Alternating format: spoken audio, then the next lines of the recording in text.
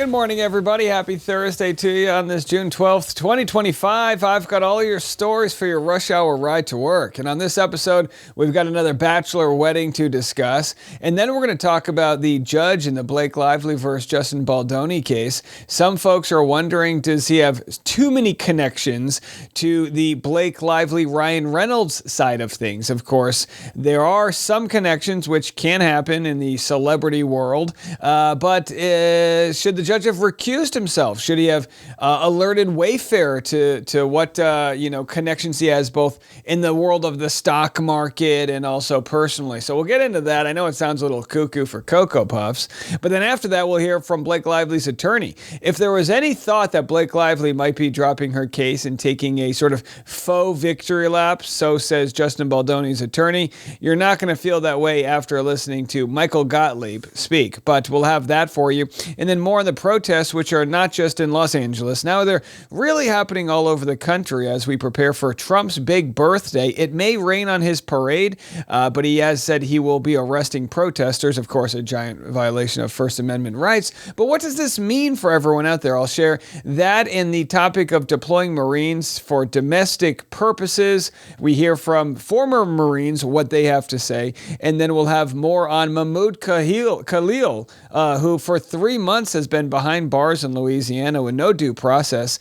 After being arrested, it's led a lot of discussion, to say the least, in my world after I spoke on behalf of due process. I thought we were all on the same page. Don't we want due process for everybody, not just our friends and family, but don't we want due process for anyone who's standing here on American soil? That's what the Constitution says. I thought we were all standing up for it. So we'll have all these stories and more. It's happening right now on The Rush. A big congratulations to Bachelor Zach Shellcross and his wife Katie Bigger, who said bachelor couples never work out. Katie posted, well, I say that statistically they never work out. And by all means, congratulations on the marriage. And I hope it's long lasting. You have a bunch of babies and you grow old together.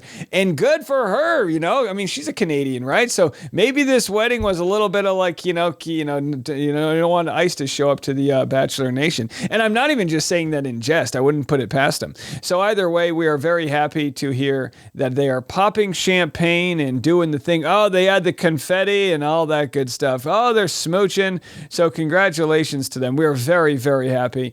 And again, I hope the relationship continues to thrive. Go make some cute babies already. That's what you do when you get married. Your friends and family tell you to make babies. And then you have a baby, as I learned. And then we had a baby 13 months ago. And now everyone's like, all right, have another baby. It's like, well, when does it end, folks? So, I mean, we quit putting me to work, right? All right. So then I wanted to share Leanne Newton, our good pal over here from across the pond, gave her update on Judge Lyman, right? So we're talking Blake Lively, Justin Baldoni. Says, I've always prided myself on being open to changing my views when evidence presents itself. The information about Lyman's brother, clearly Gottlieb Law Firm, and Selma Hayek's husband, I personally don't see as close enough relationships that he should have to recuse himself. So that being that the judge's brother is somehow connected to Selma Hayek, because Selma Hayek is married to a guy who owns an agency that represents Judge's brother, and Selma Hayek is friends with Blake Lively. So there's a couple connections on the old human centipede here. But again, is that enough to cast doubt of the judicial process? Maybe not. It can definitely look tricky. But then Leanne says, when someone puts out financial connections, that's the other ground for recusal. And no one has said much other than the T-Mobile stock, which on its own is not unusual and was likely to have been disclosed. The numerous connections uncovered by Love My Husband 8 on Twitter and her stellar work is undeniable. I find it hard to believe that Judge Lyman can be impartial enough to oversee this case. So then shares her video. I'm not going to play the video for you guys because, of course, I want to support content creators, and I want you guys to go check her out. Cassidy O'Connell over here has a video. How many conflicts of interest did Judge Lyman forget to disclose? And then literally makes a whole list of them. You love a good list, don't you? So these conflicts of interest are not just part of this case, but issues that this judge has had in the past. And look, if you're, I don't know, investing in a bunch of different products and know a lot of people and you've been around for a long time,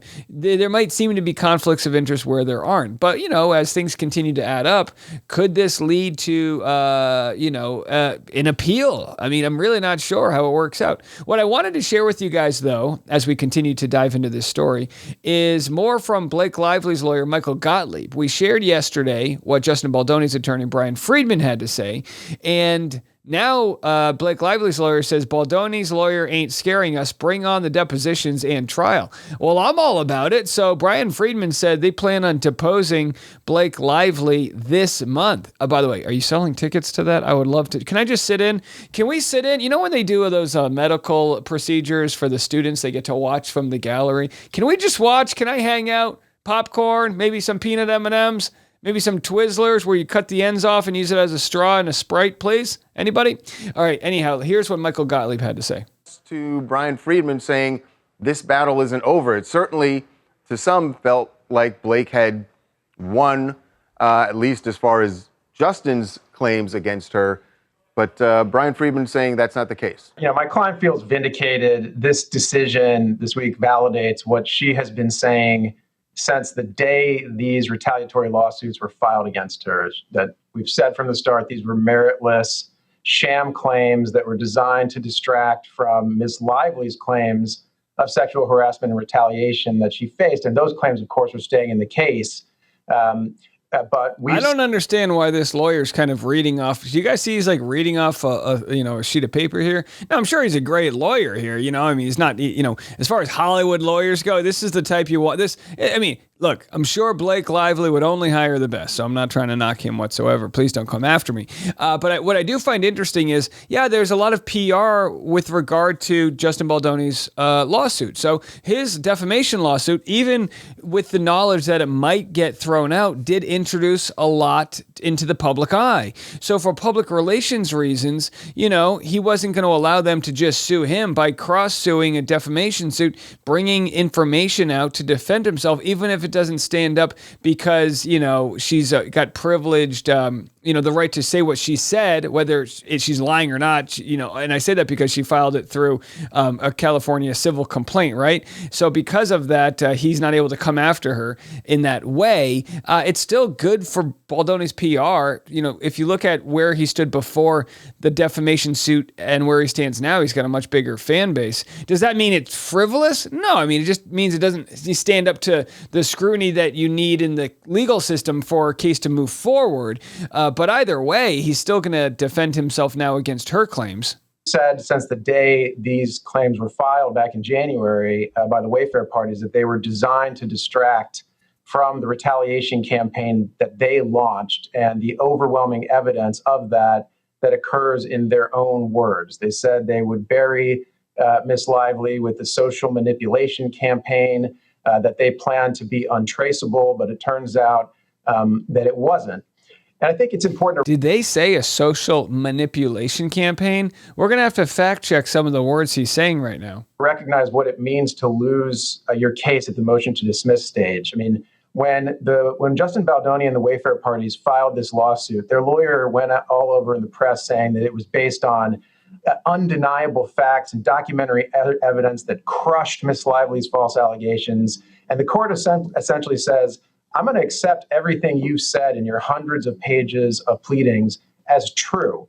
But even accepting that all of that is true for the purposes of resolving this motion, nothing you have said constitutes a legally viable claim. It's all meritless. Despite all the bluster, despite all the hundreds of pages of filings, all of the claims, all of these so-called receipts add up to nothing but noise. It has all been dismissed from the case. Well, but to be quite fair, that noise has changed the public perception of Baldoni. And it doesn't mean it's not real. It just means if Blake Lively lied about the harassment she faced, she didn't have to provide any evidence when she filed that civil complaint, right? She didn't have to provide the evidence. I believe they never even submitted it, right? So it never even got investigated. So he has to defend himself against claims that she never had to provide the evidence in the first place. it seems kind of unfair, right? Well, at this stage, even though it was dismissed, which is a blow for Baldoni, it still was, he was still able to get a couple of shots off and, get his evidence out there. And I don't think that evidence is nothing, even if it didn't make it past this stage. We all have eyeballs and we all kind of got to take a look at it. And for the most part, a lot of people feel as though she has not provided any evidence whatsoever to back up her claims. So whether it's going through to the next stage or not, Baldoni and a lot of people feel like he was defamed. So Brian Friedman told us yesterday that he hopes that you all go forward with your cases against Justin because he wants the opportunity to depose Blake in June. Is all that still moving forward? And do we expect a deposition in June? We are happy to oblige him with going forward with our case. The notion that we wouldn't go forward with this case is preposterous, as much of what the Wayfair Party's lawyer said the other day.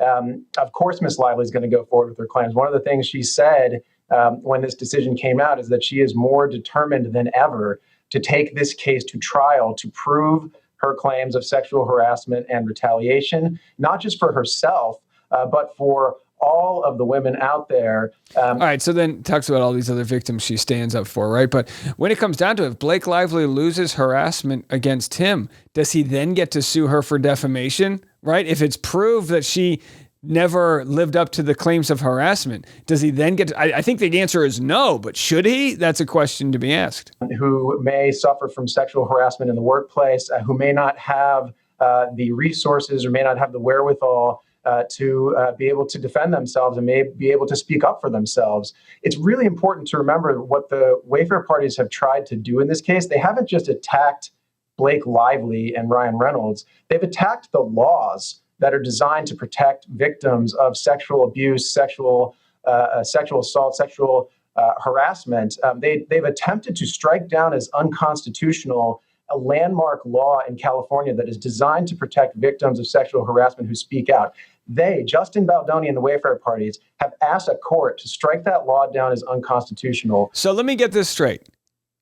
What Michael Gottlieb is saying is you could make a claim against him in a civil complaint and he won't be able to respond because that's a retaliation? I don't know if that's what that law is all about. And if so, a lot of people think it wouldn't hold up in court. I don't know. I don't like this. It's easy for him. And again, he's doing his job speaking for Blake Lively. Easy for him to be in this position. But what would he do if he was in Baldoni's position? I think we all know the answer to that. Blake Lively is not going to allow that to happen. She's going to stand up for that law. She's going to stand up for victims of sexual harassment who choose to speak up. And she's going to take this case to trial and obtain accountability and justice for what has happened to her. Will Blake sit for that deposition? Of course she's going to sit for a deposition. She's a plaintiff in the case. So she's going to be deposed. Justin Baldoni is going to be deposed. Steve Sarowitz is going to be deposed. Melissa Nathan is going to be deposed. Those depositions will take place between now and when discovery closes in August. And we're itching to get into them. The movie was called It Ends With Us. How does this end? It ends in trial. It ends with a trial in open court, on the record, with live testimony under oath. And we are confident that when that is done, we will prevail on the claims that Ms. Lively has raised. So there it is. There it is, folks. It ends with a trial. We will be there. As promised, I told you if you hit me at 100,000 subscribers, I'm going to rent a house in New York and I'll be there for the trial. I do want to say that the news I'm about to cover, the news of immigration, the news of due process with Mahmoud Khalil, all these stories I'm about to cover have left us with being review bombed. We've actually had our podcast go from a 4.8 rating to a 4.5. It's not a big deal. It doesn't affect my ego or my way of living, but it does affect the fact that it's a lower ranking. So if you're out there and you enjoy the content, which we do twice a day, every morning, every afternoon, no one's working harder than us. I promise you that. If you enjoy this content and consider leaving us a review, if you're on YouTube, go over to Spotify or Apple Podcasts or both. Leave us a nice review. It'll keep our channel in healthy grounds. It'll keep our reviews up, and it can keep us, trying to, get shared with as many people as possible. So we appreciate those that have been a part of the community. Thank you guys all so much. All right, coming up next, I want to discuss what is really the biggest story in the nation right now, and that is immigration, ICE terrorizing people, and protests popping up all over from coast to coast. Those stories next. As we've been covering, ICE has been trying to really disappear anyone they can, not just folks that have criminal records, but they're terrorizing people at their work. They're chasing immigrants down on the farms they're working at. Well, now ICE tried to roll out in Manhattan, and New Yorkers said no thanks and sent them back inside. How about this? Protests happening outside a facility in New York City, and they literally forced the ICE agents to retreat right there.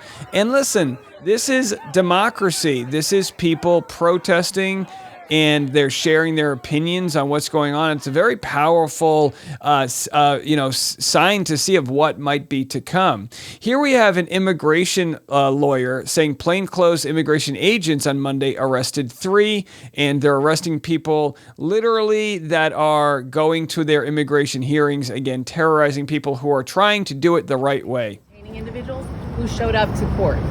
As an attorney, what is very bothersome is that due process is guaranteed under the U.S. Constitution. Due process and justice does not mean you get to stay here. Due process and justice does not mean you're going to win your case. It means that you are guaranteed that one day in court, your day in court, to tell your story, have somebody listen to your testimony, listen to your evidence, and make a decision as to whether they have a valid claim to stay or not. The individual who was detained this morning here at South Gessner is a national of Ecuador. He had arrived in the year 2023. He did file an asylum application. When he was apprehended upon entry at the U.S. border, immigration officials processed him in. They issued him what's called a notice to appear, a document telling him to come to court. Well, they never turned it in to the judge. So he did the only thing he could do is file his asylum application with USCIS, and then after a year, they finally filed his paperwork here for the judge. This was his very first court hearing in front of the immigration judge. How ridiculous. His first chance to plead his case as he seeks asylum, does everything the right way, and still he's disappeared. Now we have ICE raiding a Nebraska meat plant yesterday, despite the company claiming it followed protocols and actually used government technology to vet everyone who was working there. ICE raided a Nebraska meat plant yesterday, despite the company claiming it followed protocols and used government-approved tech to verify workers' immigration status. Here's what we know. At around 9 a.m., immigration authorities conducted a raid at Glen Valley Foods in Omaha, Nebraska. They apprehended about 75 to 80 people. According to the Associated Press, the president of the food packaging company, Chad Hartman, said the company's front office was shocked by the aggressiveness of the ICE officers. The plant uses E-Verify, a federal database designed to check and confirm the immigration status of employees. Hartman expressed confusion about the raid, saying the company relies on the government-mandated system to ensure compliance. When he asked ICE officers why they were being targeted, he was told the E-Verify system was broken, according to the Associated Press. He told them, "This is your system, run by the government, and you're raiding me because your system is broken?" Yeah, so this is just absolutely absurd. And think about all the money that's being spent on these ICE officers that could go to helping out poor kids get meals before school, that could go to all of these different programs. This is essentially socialized weaponization of police force, right? We're all paying for this, yet who's really approving of this? Now, we'll get comments from people whose maybe communities haven't been affected saying, no, I like it, round it up. Ignorant assholes that are out there saying, put a deportation ticker together. We want to see how it works. And I just think it's absolutely ridiculous. The type of money that's being wasted on things like that. And speaking of money being wasted, here we're discussing Trump's military parade and how much it's going to cost D.C. as it ramps up for this weekend. Whether you go to this parade this weekend or not, you're paying for it. Up to $45 million, the Army says. President Trump told Meet the Press it's peanuts compared to the value of doing this. We've asked the Army for weeks to give us a detail of what we're paying for, but we still don't have a clear picture of what that is. We do know a little bit. While they say they expect minimal damage to the roads here in D.C. from driving those very heavy tanks down, they've budgeted up to $16 million to repair our streets once this parade rolls out of town. So let me get this straight. We have bridges and crumbling infrastructures across the country, right? And by the way, if you don't believe me, go to some of these European countries where you can just like eat a dinner off of the streets. They're so clean. We literally have bridges you cannot drive on that are in the process of collapse. And now we're going to throw money into Washington, D.C. streets because we're going to put tanks there that are going to rip the streets up. Why are we doing this? Because Trump's got a big birthday coming up? Now, he'll say it's to celebrate the army, or winning D-Day or whatever excuse he's making. But showing a sign of force is something you do when you're a weak nation, when you're some authoritarian country that wants to pretend like you're strong. We're the gosh dang United States of America. You don't need to show signs of forces. We know. We have the most bloated military in the world. Are you kidding me? They're bringing as many as 9,000 soldiers here, according to NBC News, and those soldiers would get paid no matter where they are. But Army Times says they get a per diem to pay for meals and expenses here in D.C., $69 a day. That could be as much as $3.1 million just for the soldiers, meals, and expenses. Then there are costs D.C. will pay and try to get reimbursed for. Secret Service handling the bulk of the security, but D.C. police are asking every officer to work overtime. And of course, the anti-riot walls they're putting up. I mean, you can just imagine. All right, well, here we have Gavin Newsom. We discussed his sort of state of the union. I mean, he gave one, state of California, and said exactly what he sees going down, which is that they are sowing fear. And folks have even said they think Trump's trying to create a civil war environment so he can use the destruction from the broken sort of world he's putting out there as a means to offer more nationalization of the National Guard and putting troops on the streets. What is the end game? We're 100 days into his office. His agents are arresting dishwashers, gardeners, day laborers, and seamstresses. That's just weakness masquerading as strength. Donald Trump's government isn't protecting our communities. They're traumatizing our communities. This past weekend, federal agents conducted large-scale workplace raids in and around Los Angeles. Donald Trump, without consulting California law enforcement leaders, commandeered 2,000 of our state's National Guard members to deploy on our streets illegally and for no reason. And of course, now the Marines are there. And if you think it's going to end in California, you may be mistaken. Here is the mayor of San Antonio, Ron Nirenberg, saying Wednesday he didn't even request that Governor Greg Abbott send the Texas Guard. And yet here we are. Did you request the governor to send the Texas National Guard? Was there any conversation about that? Have any advisement on what happened? No, sir, and nor did we get any advance warning. Is this the first time that the National Guard, the Texas National Guard, has been sent to San Antonio? I couldn't find anything in the past. Chief, Eric, you want to? No. We have. It has been a significant amount of time since that's happened. We talked about that yesterday. That has not happened in a very, very long time here in San Antonio. How do you feel about that, Texas? Are you cool with it? Are you cool with the governor going around the mayor to their individual cities? I don't know. I mean, it's just terrorizing. So here we have a pastor in Los Angeles sharing his thoughts. I wouldn't be surprised if they, dispatch folks from LA, folks of color, folks that grew up in these neighborhoods, and now Donald Trump, who doesn't give a damn about us and the people that live here, now wants to kind of potentially turn our own folks on us. It's turning neighbor on neighbor, family on family, and it's just, it's sick. It's sick. Yeah, it's sick indeed. And here's the key, right? You need to embrace the peaceful protests. There's going to be instigators. Of course, they're going to make it look like LA is under, just complete destruction. And, well, Governor Gavin Newsom didn't fix it, so we had to send people in. It's all hogwash. It's absolute hogwash.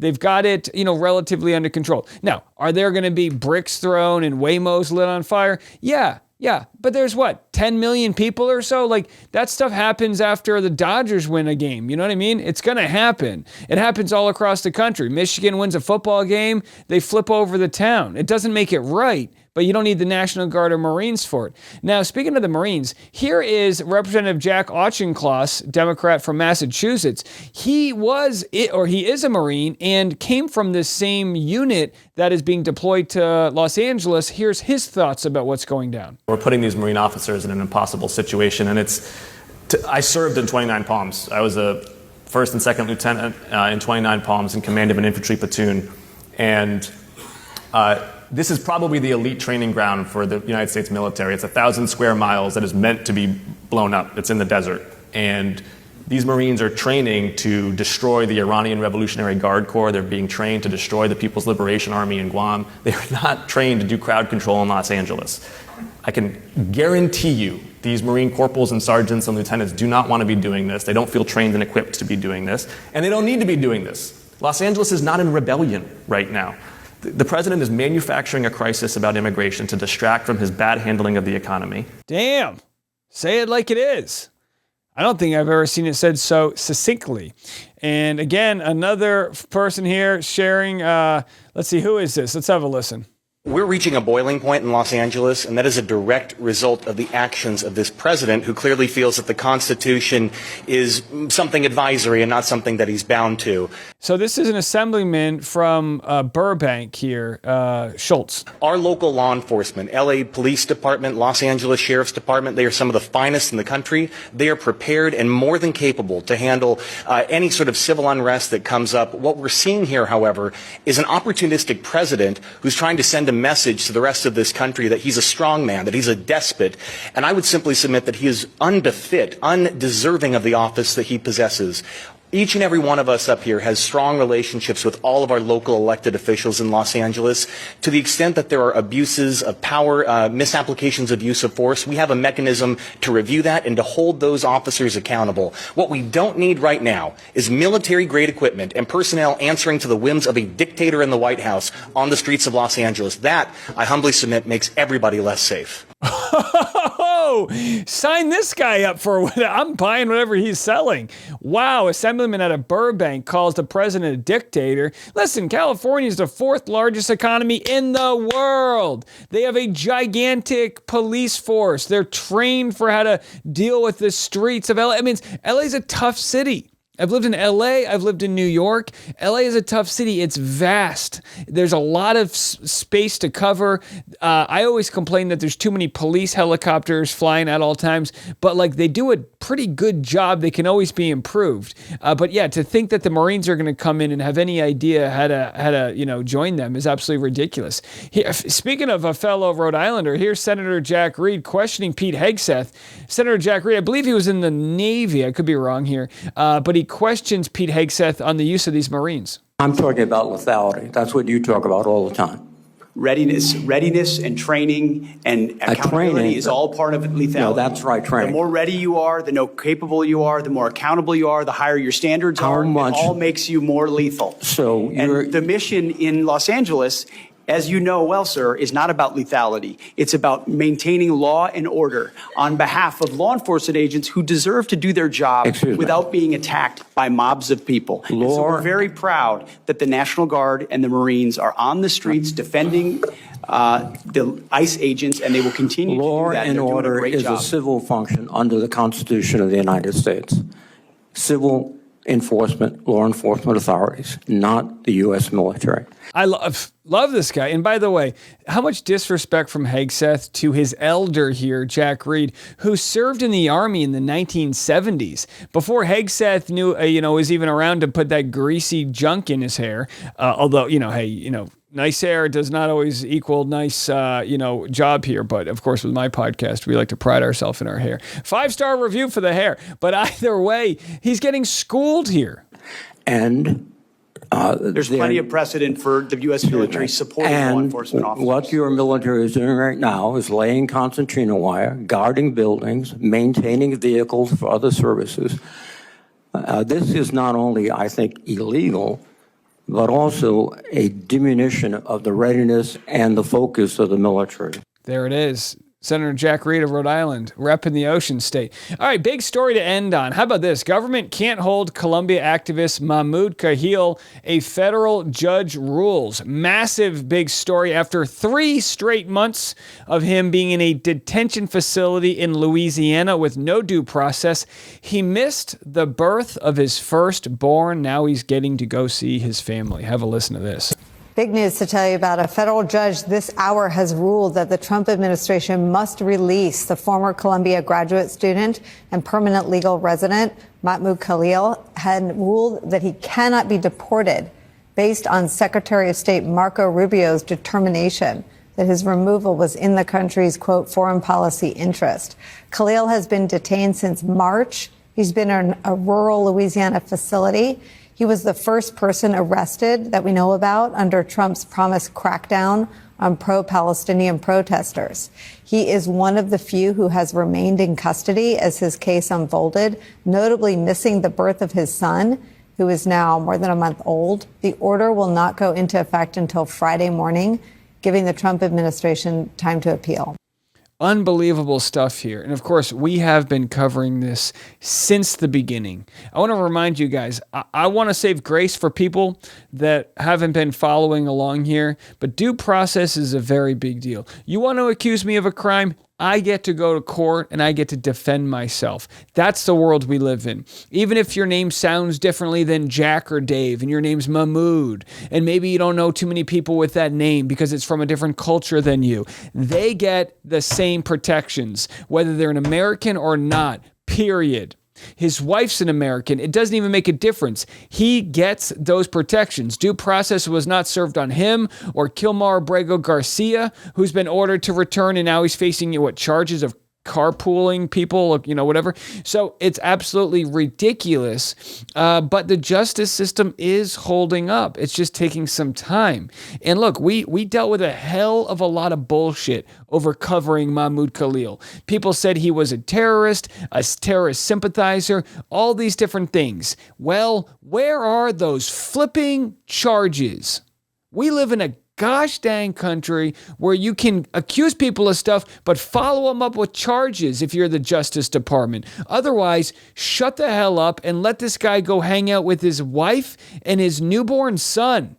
That's the world we live in. That's the world we stay firm in. And if he's a bad guy, well, then go through the legal system and do it the right way. We'll be back this afternoon. I really appreciate your support. We've been growing. We've never been bigger, but we are still getting review bombed by folks who apparently don't like the Constitution. Just calling balls and strikes.